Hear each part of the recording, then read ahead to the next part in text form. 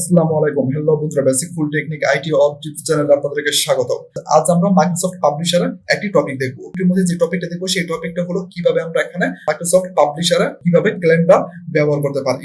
এটা আপনাদের সবার জন্য উপকারী। আপনারা যখন কাজ করার ক্ষেত্রে আপনাদের ক্যালেন্ডার প্রয়োজন হয় কিভাবে এখানে তৈরি করতে পারেন। আজ এই ভিডিওর মধ্যে আমরা এই টপিকটাই দেখবো, যে টেমপ্লেট নিয়ে আপনারা কিভাবে সহজেই এখানে তৈরি করতে পারেন। ইনসার্ট ট্যাবের উপরে ক্লিক করুন। করার পর দেখুন এখানে লেখা আছে ক্যালেন্ডার্স এর উপরে ক্লিক করুন। ক্লিক করার পর দেখুন আপনাদের সামনে এখানে অনেকগুলো টেমপ্লেট চলে আসছে। যে কোনো একটি টেমপ্লেট এখানে ব্যবহার করতে পারেন। আমি এখন এটা ব্যবহার করব, তার জন্য আমি এখানে ক্লিক করব। ক্লিক করার পর দেখুন আপনাদের সামনে এখানে ক্যালেন্ডারে যে টেমপ্লেটটা সেটা আপনাদের সামনে এখানে চলে আসছে। এইভাবে আপনারা এক জায়গা থেকে আরেক জায়গায় আপনারা এটা নিতে পারেন।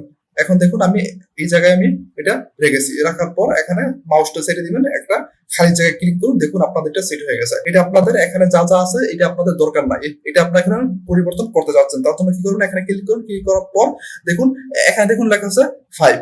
এখন আপনাদের এখানে 5 দরকার নাই, এখন আপনাদের অন্য একটি সংখ্যা দরকার। তার জন্য কি করবেন, এটা এখানে ক্লিক করবেন। ক্লিক করার পর এখান থেকে 5টা ডিলিট করে দেন। 5টা ডিলিট করে দেওয়ার পর এখন আপনারা এখানে 6 বসে দিতে পারবেন। এটা হলো আপনাদের ইচ্ছা। এখানে দেখুন লেখা আছে 26। আপনারা চাইলে এখান থেকে 26টা এখানে সরিয়ে আপনারা এখানে 27 দিতে পারেন। আমরা আগে যা ছিল তাই আমরা এখানে দিয়ে দিচ্ছি। 26 ছিল আর এখানে ছিল 5। তারপর আপনারা চাইলে এখানে দেখুন লেখা আছে জুলাই 2023। আপনারা চাইলে এখান থেকে এটা ডিলিট করে এখান থেকে আপনারা অন্য একটি দিতে পারেন। 2023 আপনারা চাইলে 2022 অথবা 2021 এখানে আপনারা দিতে পারেন। এখানে আপনারা চেঞ্জ করতে পারেন। এটা হলো আপনাদের ইচ্ছা।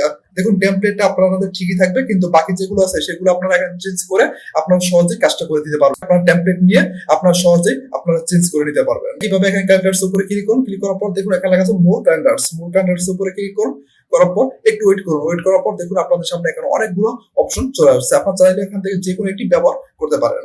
এখানে এটা ক্লিক করবো। দেখুন এটা ক্লিক করার পর এখানে ইনসার্টের উপরে ক্লিক করুন। দেখুন ইনসার্টের উপরে ক্লিক করার পর দেখুন আপনারা ওয়েট করুন। দেখুন ওয়েট করার পর দেখুন এখানে চলে আসছে। এটা আপনারা এখান থেকে এদিকে নিয়ে আসুন। আপনার এটা যেখানে ইচ্ছে সেখানে আপনারা এটা রাখতে পারবেন। তাইলে আপনারা এখান থেকে আপনারা চেঞ্জ করতে পারবেন। এটা হলো আপনাদের ইচ্ছে। আপনারা এখান থেকে যে কোনো একটি টেমপ্লেট নিয়ে আপনারা এখানে চেঞ্জ করতে পারেন। এভাবে আপনারা সহজে এখানে একটি ক্যালেন্ডার নিতে পারেন। চেঞ্জ করার দরকার হলে আপনারা সহজে এখানে চেঞ্জ করে নিতে পারেন। ভিডিও যদি ভালো লাগে অবশ্যই আমার চ্যানেলটি সাবস্ক্রাইব করে পাশে থাকা বেল আইকনটি বাজিয়ে দিবেন পরবর্তী ভিডিওটি পাওয়ার জন্য। আবার দেখা হবে পরবর্তী ভিডিওতে। ভালো থাকবেন, সুস্থ থাকবেন। সবাইকে ধন্যবাদ।